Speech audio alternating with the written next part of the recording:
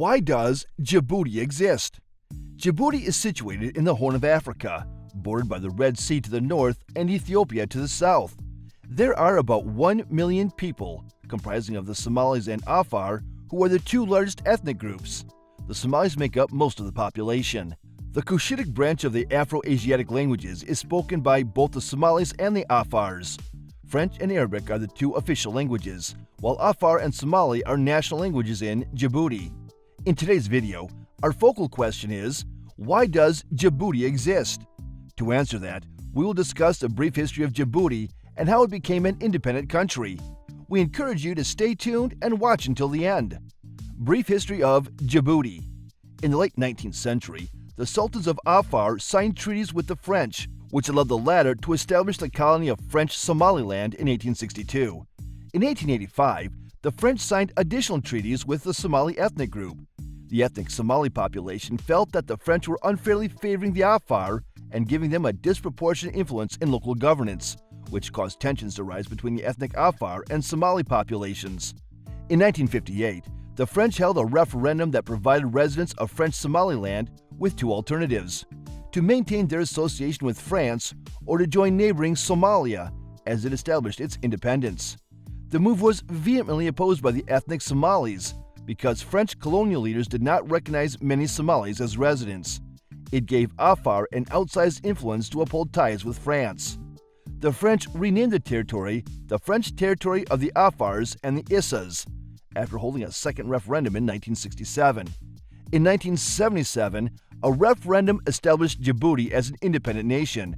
Following this, ethnic Somalis became Djiboutian nationality. Djibouti post-independence.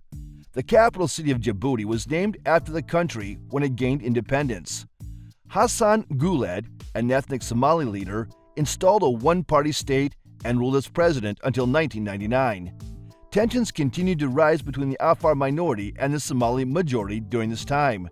There was a civil war that started in the 1990s and ended in 2001, thanks to the brewing tension. It ended after a peace accord was signed between the Afar rebels and the government dominated by Somali Issa. Djibouti's first multi-party elections were held in 1999, and Ismail Omar Guelleh was elected president. He was re-elected for a second term in 2005. Following a constitutional amendment, he extended his tenure, granting him the right to serve his third, fourth, and fifth terms in office. Djibouti regional elections. Djibouti held its first regional elections in March 2006 and began implementing a decentralization strategy.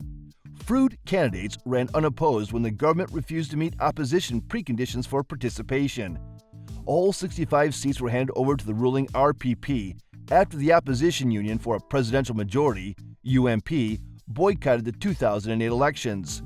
Guled was re-elected in the 2011 presidential election after voter turnout figures were disputed. In April 2021, Ismail Guled, the second president of Djibouti since independence from France in 1977, was re-elected for his fifth term. At the moment, a Somali president and an Afar prime minister share political power, with an Afar career diplomat serving as the foreign minister and other cabinet positions roughly split. Issas, however, are the majority of political office holders in government, civil service, and the ruling party, which has created tension and resentment between the Issa Somalis and the Afars. As we end this video, it's worth noting that Djibouti is a developing country located close to some of the world's busiest shipping routes, overseeing access to the Red Sea and Indian Ocean. The port is a key refueling and transshipment center, and the principal maritime port for imports from and exports to neighboring Ethiopia. Djibouti maintains excellent international relations with other countries. In 2011, Japan opened a local naval base with 180 personnel to assist in marine defense, and is home to several foreign military bases. The initiative is expected to generate $30 million in revenue for the Djiboutian government, intended to boost the country's revenue generation. Did you enjoy this video and want to join the conversation? You can share your thoughts by leaving a comment in the comment section. Thank you for watching this video. Please don't forget to subscribe and turn on the notification bell.